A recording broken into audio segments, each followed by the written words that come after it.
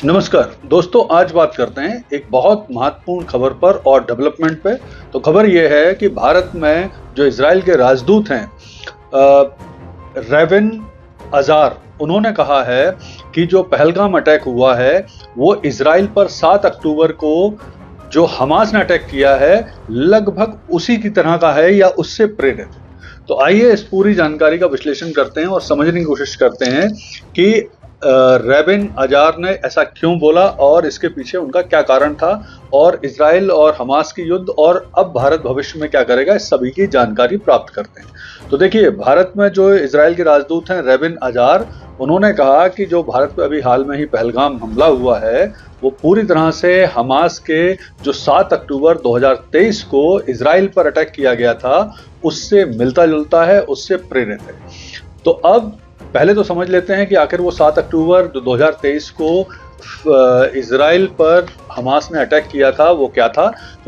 तो इस अटैक में हमास ने इजराइल के लगभग 1200-1250 लोगों को मार दिया था। उसके बाद से लगभग 1.5 साल से युद्ध चल रहा है। इजराइल फिलिस्तीन के हमास के लगभग 50,000 से ज़्यादा व्यक्तियों को मार चुका है, 50,000 से ज़्यादा घायल हैं और लगभग पूरा ही जो गाजा स्ट्रिप है वो डिस्ट्रॉय हो चुका है और अभी भी ये युद्ध जारी है। हमास की लगभग सारी टॉप लीडरशिप मारी जा चुकी है।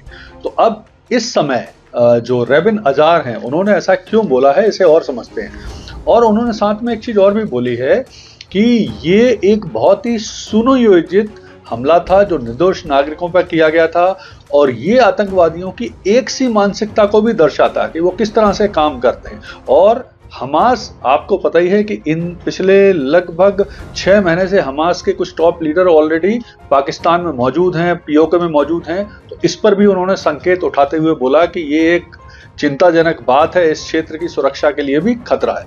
इसी तरह की बात जो इजराइल के प्रधानमंत्री हैं बेंजामिन नेतन्याहू, उन्होंने भी बोली कि पहलगाम हमले की निंदा की और साथ में भारत के साथ सहयोग को बोला कि हम सहयोग करेंगे। तो अब एक चीज समझ लेते हैं कि कौन से हमास लीडर मौजूद हैं पाकिस्तान में, पीओके में, और क्या वो साजिश रच रहे हैं इन दिनों। तो देखिए, इन दिनों जो हमास के टॉप लीडर्स में एक हैं वो है डॉक्टर खालिद कदूमी, डॉक्टर नाजी जाहिर और मुफ्ती आलम। ये 3 टॉप हमास लीडर इन दोनों लगभग 6 माह से मौजूद हैं पाकिस्तान में और पीओके में। और इनमें से डॉक्टर जो खालिद कदूमी हैं वो ऑलरेडी पाक संसद में भाषण भी दे चुके हैं और ये बोल चुके हैं कि जो चाइना पाकिस्तान इकोनॉमिक कॉरिडोर है उसे भारत नुकसान नहीं पहुंचा सकता हमास के रहते हुए। तो इस तरह की वो बयानबाजी कर रहे हैं। इसके बाद 6 फरवरी 2025 को एक बहुत बड़ी रैली हुई थी पाकिस्तान के रावलकोट में। उस रैली का नाम था Kashmir solidarity and Hamas operation Al Aqsa flood. इसमें भी डॉक्टर ये मसूद जो खालिद कदूमी थे इन्होंने भाग लिया था, इसमें भाषणबाजी भी की थी। इस रैली में इसके अलावा जो भारत के मोस्ट वांटेड हैं मसूद अजहर, उसके भाई तलहा सैफ ने भी भाग लिया था। इसके अलावा जैश कमांडर असगर अली भी इस रैली में शामिल थे और इन्होंने काफ़ी जहर उगला था भारत के खिलाफ। तो उसके बाद ये जो डॉक्टर खालिद कदूमी हैं हमास लीडर, ये बाद में लगभग 15 दिन तक और वहीं पे पीओके में रहे थे और इस दौरान इनकी मुलाकात हुई थी लश्कर ए तोयबा के डिप्टी चीफ सैफुल्लाह से। और ऐसा कहा जाता है इन सैफुल्लाह के साथ मिलकर ही जो डॉक्टर खालिद कदूमी हैं, इन लोगों ने मिलकर ही पहलगाम अटैक की प्लानिंग की थी। ऐसा जो सिक्योरिटी एजेंसी हैं उन्हें इनपुट मिला है। तो ये जो टॉप लीडर्स हैं ये लश्कर ए तोयबा, लश्कर ए मुस्तफ़ा और जैश ए मोहम्मद के जो आतंकी हैं इनके लगातार संपर्क में है, इनके साथ प्लान कर रहे हैं और भारत के खिलाफ निरंतर साजिशें कर रहे हैं।